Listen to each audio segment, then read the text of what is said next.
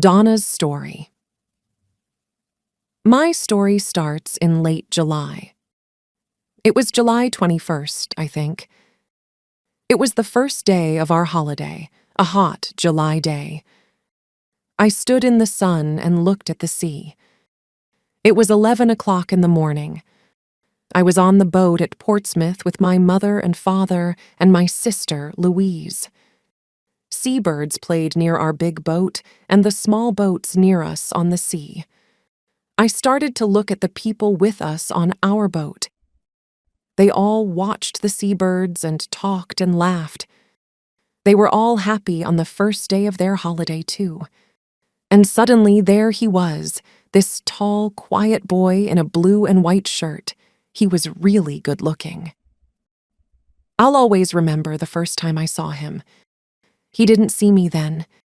He was with some friends. One of the boys was his brother. I think they had the same blue eyes, the same mouth and nose, nearly the same hair. His brother and one of the boys with him tried to catch the seabirds, and he smiled at them. Then they came and stood near us, and they talked about the small boats on the sea. I watched him over Louise's head all the time. His brother and his friends made a lot of noise, but he was quiet and didn't talk a lot. Then suddenly he looked at me and his eyes stayed quietly on me, and he smiled his lovely smile with his shy blue eyes. The people near me on the boat, the sun, the sea, the birds, the noise of his friends, time, it all stopped. At that moment there was only him and me and him and his smile for me, only the two of us. Slowly, very slowly, the boat started to move away, across the water to Spain. It takes a day and a night on the boat from Portsmouth to Santander, in Spain. A day and a night together, on the same boat with him. It was a big new boat with cafes, shops, a cinema, and a disco. In the evening, Louise and I went to the disco together. We had a Coke and listened to the music and watched the dancers. But he wasn't there. Then suddenly a tall boy in a black and white shirt came in. It was him. He was with a friend. They stopped and looked slowly at all the people in the disco. It was dark in there, and he stood and looked for a long time. Then he saw me, and he smiled a big, friendly smile. I wanted to stand up and sing and dance with him. He came across the room and stopped near our table, and he asked me to dance. Suddenly, he wasn't shy with me. We danced together for a long time after that. But then I looked up, and there was a second tall boy in a blue and white shirt at the door of the disco, with the same eyes and the same mouth and nearly the same hair. But the boy near the door had that nice, quiet, shy face, not a big, open, friendly smile. Suddenly I knew. This was his brother with me on the dance floor, not him. He stood for a moment near the door and watched me and his brother on the dance floor with sad eyes. I wanted to run to him, to take his sad face in my hands and say, "Sorry." He looked at me, then he went out quickly. I stopped dancing, walked back to my table, and sat down. His brother started to dance with Louise. I didn't sleep that night. I thought about him all the time and listened to the noises of the boat and the sea. In the morning, I went to the cafe at 8 o'clock and waited there with my sister for a long time. I wanted to say sorry to him. I had 4 cups of coffee, and I don't really like coffee. But he didn't come. Where was he? Where was he? At 11 o'clock, we arrived in Santander. I wanted to stop the boat. I wanted to stop the holiday. I wanted to go back to England. I only wanted to see him again, to talk to him, to ask his name. But he wasn't there. Mark's story. I started Spanish at school in September, and I like it. We've got a good teacher, Old Webb. Mr. Webb, not Old Webb, my mother always says to me. He isn't old, you know. Old Webb, sorry, Mr. Webb, always takes some people from our school to a place in Spain for the first 2 weeks of the holidays every July. Old Webb is okay. Not bad for a teacher. We were at Portsmouth with Old Webb, sorry, Mr. Webb, and Mrs. Webb. She's from Argentina. All the boys think she's good-looking, too. There were 6 of us with the Webbs, Harry Potts and his sister Sonia, Nick Atkins, he's a good friend, Sue Bellamy, she's clever, my brother Dave and me. We're 14 and we're good friends, too, usually. There were hundreds of people on the boat. It was hot in the sun, a lovely day. People watched the sea and the small boats.